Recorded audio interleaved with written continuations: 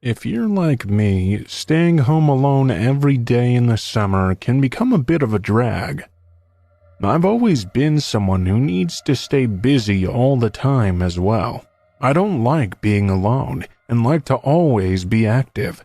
Last year, after finishing my freshman year of college, I decided to take a summer job to make some extra cash.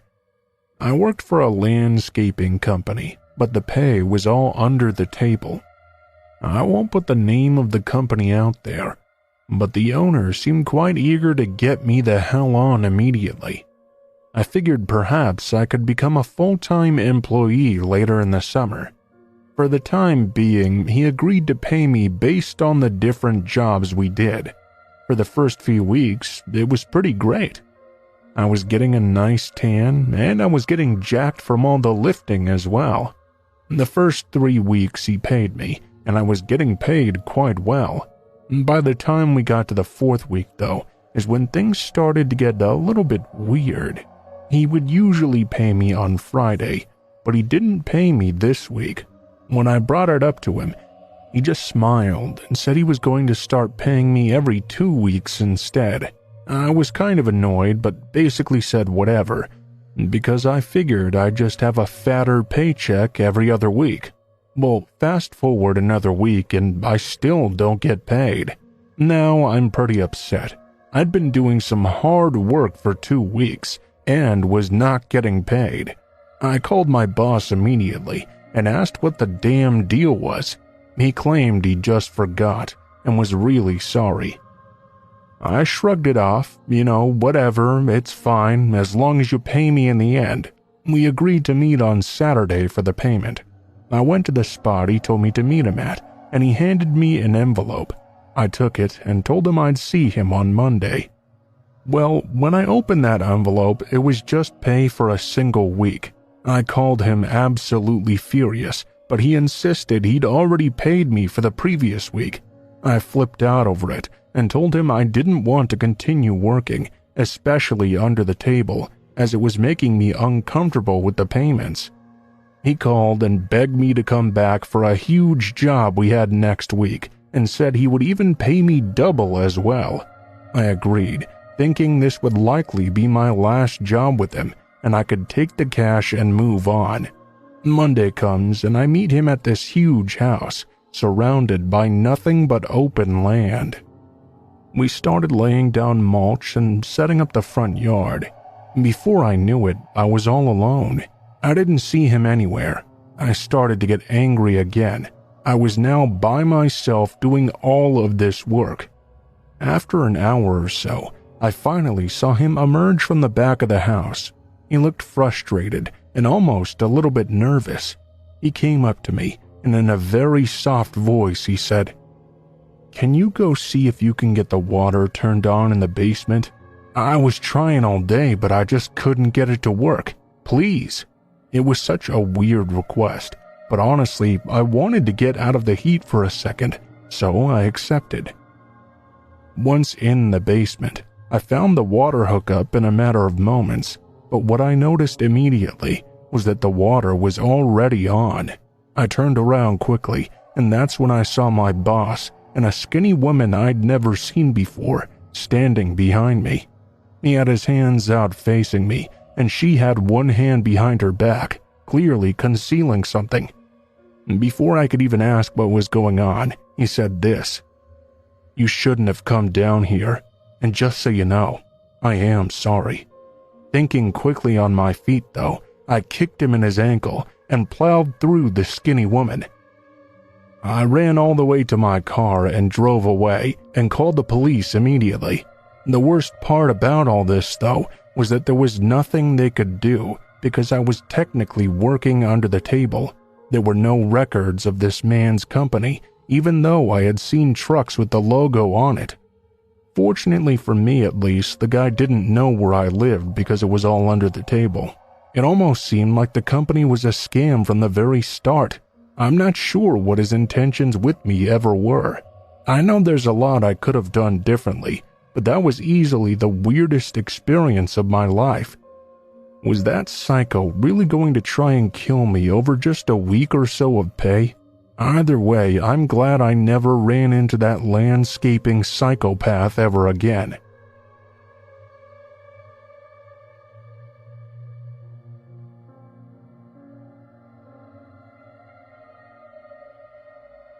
Two years ago, my wife and I purchased a small property on the lake for the family to spend the summer months away from the hustle and bustle of the city.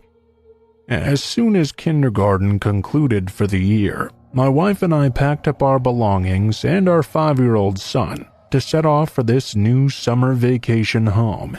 My wife is a biologist, and she would be able to work from home due to our location and the research she could do from on the property. Our family was quite fortunate that she had such a successful job that also allowed us the freedom to live comfortably. Unfortunately for me, we've moved a lot over the last 10 to 15 years, and I've not been able to stay with the same company for an extended period of time. This new town had one small grocery store that seemed to be the main location everyone used for shopping. It also seemed to be a hotspot for tourists who would visit once the weather turned warm. I'd had some butchery training from jobs I'd had in my early 20s, so finding work was usually not very difficult. I applied for a job at this small store and got the job almost immediately. There would be 2 butchers on staff, myself and the guy who ran the store, Will, the same person who'd hired me. For the first few weeks, he seemed like a pretty quiet and laid-back guy. I would get to work every day shortly after 7 a.m. He never really cared that I was 5 minutes late. He was about 6 foot tall, greasy black hair, and a very prominent nose as well. He had these really small green beady eyes too. His voice was low and rumbled a bit when he talked. After the first few weeks, I started to notice things getting a little bit odd. His temper would sometimes get out of hand, and he would explode on me seemingly out of completely nowhere. Then 5 minutes later, he'd be totally cool, like it never even happened. It didn't bother me too much, because he was technically my boss. I assumed maybe he had some kind of anger issues, and I'm not one to judge anyway. After these few weeks of little outbursts, though, they began to get more and more uncomfortable. He would start saying things like, "You better get this done when I leave, or you'll be sorry." Or sometimes he'd mumble things under his breath and I'd catch them, like, "Sometimes I think you'd be more help to me if you were dead." This stuff made me uncomfortable, but again, I assume maybe that's just how he managed. I'd met a lot of old-school butchers during my time in this business, and some of them were very intense individuals. I figured this was just one more of the same. Fast forward, though, to a day when I showed up to work 15 minutes late. I'd gotten caught in a surprise traffic jam, and unfortunately, there are no alternate routes to get to the store. I showed up, and Will was just standing in the meat cooler, staring at me. He had this black apron on, covered in blood from cutting all morning, and the butcher knife still in his hand. I tried to apologize, but before I could even speak, he put his hand up to silence me. "This will be the last time you're late. The last time you disrespect me." He kind of paused for a moment and looked down at the ground, then finished by giving me a smile and saying, "Never mind, just don't be late again, okay?" The next few days he was very quiet, like something was bothering him a lot. To me, it was great not having to hear him complain about everything, though. He left early one day and told me to make sure I cut a few extra things and to maybe clean the meat room as well. It was about 7 p.m. I was about to call it a night and head home when I noticed something. In the back corner of the meat cooler, we had what were called bone cans. It was basically a waste can where you dispose of all the bones and extra trimmed fat. Coming out of the bottom of one of these cans was a large pool of blood. Now, ordinarily, this wouldn't be a huge deal. You see this sometimes with a job, but this pool looked very fresh, and the smell was extremely bad. When I tried to move the can, it was much heavier than it usually was. They get picked up once a week, but this week they were a day late for some reason. I took the lid off and almost passed out because of the smell. I noticed the meat in there was a strange color, and there was so much more blood than usual. I put the lid back and left that night trying to figure out what the hell that was and why it smelled so damn bad. I've been in the business for a long time, and I've smelled bad meat before, but this was on another level. The next day when I came in, Will was standing in the cooler, looking very angry. He came at me with a crazed look in his eye and a knife in his hand. "What do you think you saw in the can?" He started to poke my chest and said in a really hostile voice, "Come on, pal, tell me what you saw. I know you were digging. Just tell me what you think you saw." His voice started to turn into a yell, and this is where I decided to call it quits. Put your hands on me, it's done. Crazy thing is, I don't even know how he knew I looked in there. I left, and he actually followed me out to my car, not to apologize, but to keep harassing me about the bone can. I drove off and looked in my mirror, only to see he was still standing in the parking lot, yelling to himself. I drove home immediately, and my wife, of course, supported me. She was happy to let me spend the rest of summer break with my son, being a stay-at-home dad instead of dealing with crazy people. About a week after the incident where I'd quit, though, I was awoken in my recliner in my living room close to 4 a.m. I was awoken by lights outside of a car driving by the property. My wife was already gone for the day, and my son was still sleeping. All the lights in the house were off. I made my way cautiously to the window, where I saw a massive red pickup truck parked outside the house. Scary part is, there was no one inside the truck, and even though I couldn't make out a lot of details in the dark, the truck looked exactly like the one always parked outside the grocery store, the one that belonged to Will. I went to my son's room and stayed there awake for the rest of the night. About 7:30 a.m., I looked outside, and the truck was now gone. For the next several nights, I saw that truck driving around the block, but I could never make out the driver. I told my wife what I'd been seeing, and she recommended we go back to the house in the city, as her current project was almost done anyway. A few weeks after being back there, I headed out back to the lake to grab some of the items we'd forgotten. When I got there, the windows were broken, and things had been tossed around like someone had been inside the property. I did report this to local authorities, mostly to document the damage that had been done. I don't have any proof technically that Will caused the damage, or that my family was technically in danger, but I know something is off about that guy, and I think next year we're planning on selling that property and finding one much further away from that area.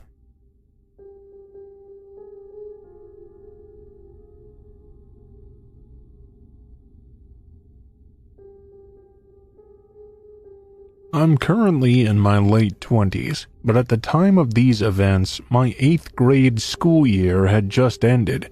I was excited that I was going to be able to spend the entire summer with my two closest buddies, and we would be heading into 9th grade together. We didn't really do much other than just hang out, play PS2, play some basketball outside, and of course message some girls from our class on Instant Messenger, which I hope most of you remember what that was. If not, I guess I'm getting way too old. We would usually hang out at my house, because my parents were always pretty cool with my friends being there. The way my house was set up, we pretty much had a ton of privacy, which was awesome for teenage boys being idiots together. My house at the time was located on a pretty quiet street, but my neighborhood was in very close proximity to the more rough sections of my hometown. A close walk from my house was a corner store that sold really cheap soda, chips, and candy. This was obviously a frequent destination for my friends and I. Well, about a week after 8th grade had ended, my two buddies were staying the night like they always did. We thought it would be a cool idea to sneak out of the house after my parents went to sleep and walk to the corner store a few blocks away. Of course, not to do anything crazy, but just to have the thrill of being out late on our own. Being a foolish teenager, I had no awareness of the danger I was potentially putting myself and my friends in. Around 11 p.m., my parents went to sleep, and that's when we decided to sneak out of the home. At first, the thrill of being out was awesome, but that feeling would soon change when we arrived at the store. We went in with about $20 and planned on spending it on a whole bunch of random snacks. We all split up to grab our own things. I was in the back corner looking at the soda when I noticed someone lurking in the opposite corner. The only reason why this was concerning to me was because he was facing me and not looking at the shelves of products. I pretended I didn't notice him. Who knows, maybe it was just a coincidence. I looked at the sodas when I noticed in the reflection of the cooler that the shadowy figure was now moving closer, still obviously observing me. I quickly grabbed a 2-liter bottle and went to find my friends. I darted away. When I looked back, the figure was standing right where I'd been just a moment ago, still facing me. I was freaked out. I didn't want to let my friends know that I was, though. I also want to add there was nobody else in the store other than us, the cashier, and this guy or girl, whoever they were. We grabbed our stuff and cashed out quickly. I was trying to be very fast about it, but my friends were being stupid and loud, perhaps trying to show off. Honestly, it was freaking me out. We started the several block walk home. I was moving pretty good. Finally, my friends stopped and asked me what my problem was. I told them what had happened in the store, and they seemed pretty rattled as well. We continued moving quickly from then on. My house was only 100 feet away at this point when I noticed the person from the store was now running full speed up the hill right at us. We ran as fast as we could. Luckily for us, the lunatic was still quite a ways away yet. We ran into the front door, and for some reason still tried to be quiet as to not wake my parents. We turned around and locked the door and made sure all the lights were off. The person reached the door and started to bang angrily. That's when I finally gave in to logic and woke my parents, who immediately called the police. I tried yelling through the door that we'd called the cops, but the person didn't seem to respond or care. He kept trying to force open the door and continued to bang on it. After a minute or two, he took a decorative stone from our front yard and broke the window next to the front door. That's when I finally got a good look at the guy. He tried to climb in through the broken glass, and the glass knocked his hood off. He was completely expressionless, dirty blonde hair, clean shaven. Honestly, he looked like a completely normal guy. He was about halfway through the window when my dad came out with a bat and started swinging at his face. Before there was too much of a struggle, though, we saw the lights and heard the sirens. The cops emerged from their car, screaming, and pulled the man out the window. It was the most intense thing I've ever seen with my own eyes. The man was obviously arrested. Apparently, he had no criminal history and no history of drugs or alcohol. When questioned by the police, he had this to say: honestly, I was a bit bored. I just felt like being a little bit evil tonight. We have no idea what his intentions were, but we felt incredibly lucky we came out of that event physically unharmed. Mentally, I still think about that night over a decade later.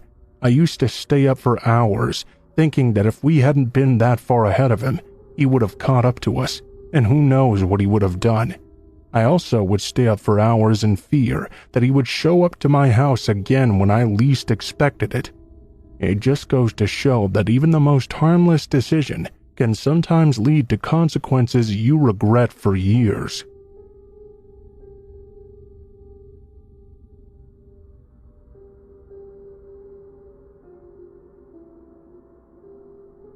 The events of this story happened a couple of years ago to my friends and I after our last day of high school on our senior year. We decided to celebrate the event by hiking and camping in the massive forest close to our hometown.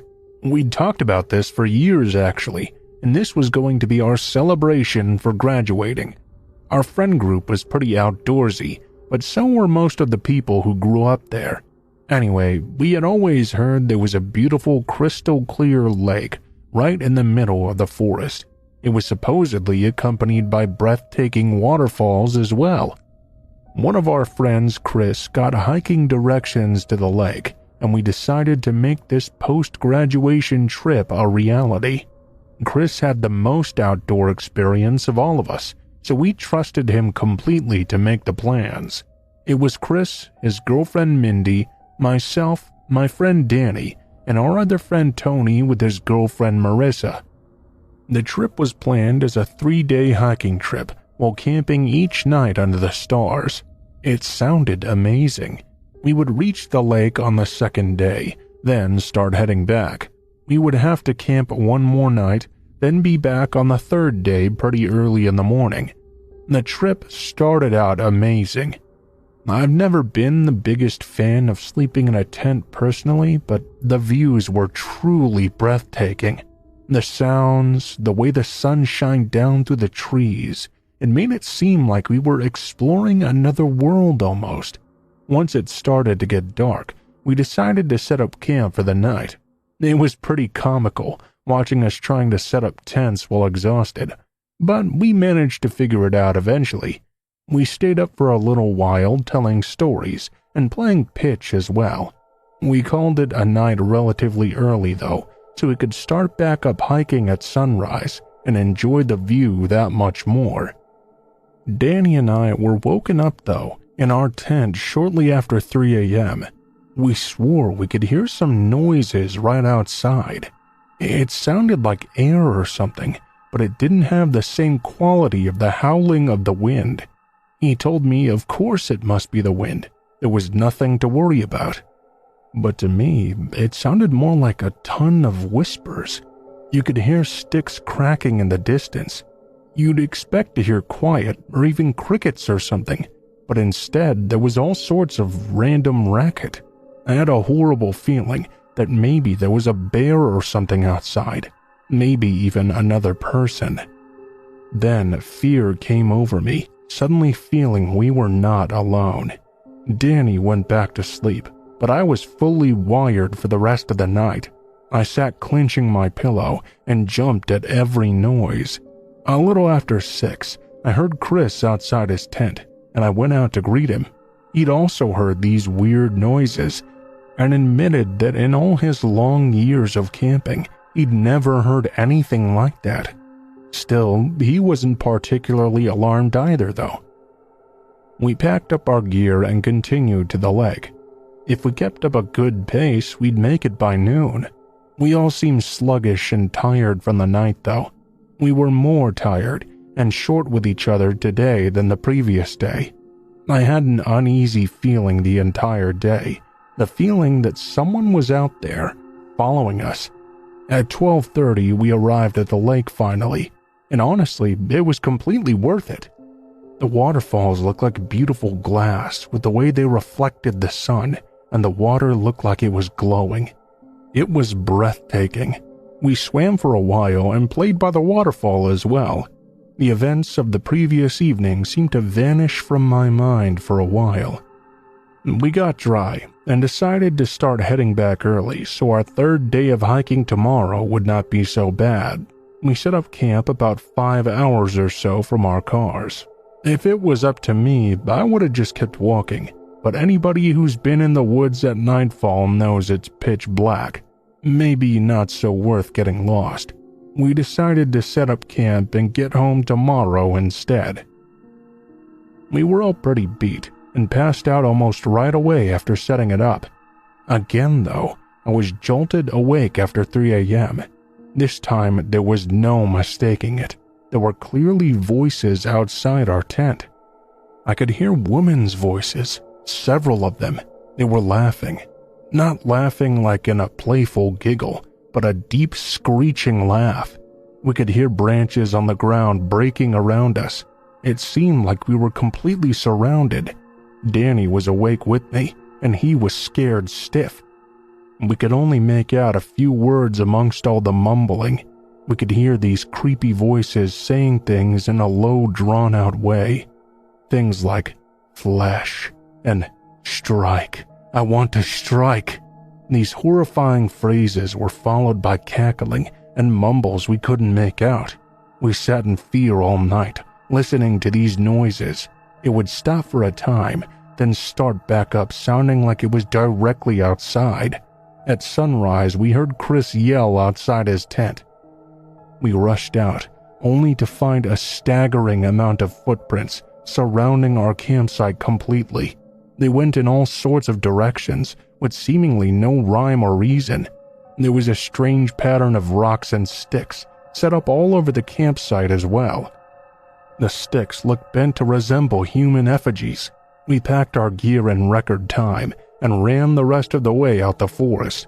Unlike the previous 2 days, we could hear laughing and twigs snapping in the distance the entire trek back to the cars. Myself and Mindy started to cry just because the sheer panic and fear we felt while trying to race out of those woods. Even though we tried to look around us, we could see nothing, just hear the sounds of the people. We finally made the near 5-hour hike in just under 4. It was an amazing sigh of relief to be able to see the cars. As we ran over to load the gear, I sat in the passenger seat and waited for Danny. None of us have ever returned to that forest. I'm not sure what happened to us over the course of these few summer nights. Some say witchcraft, others say just some woman or kids were messing with us. Others think it was just our imagination, but we all witnessed the very same thing. I know what I heard that evening, and maybe it doesn't seem that scary to you, but for me it was the most terrifying couple of nights in my life. What a way to start off graduation and my summer vacation.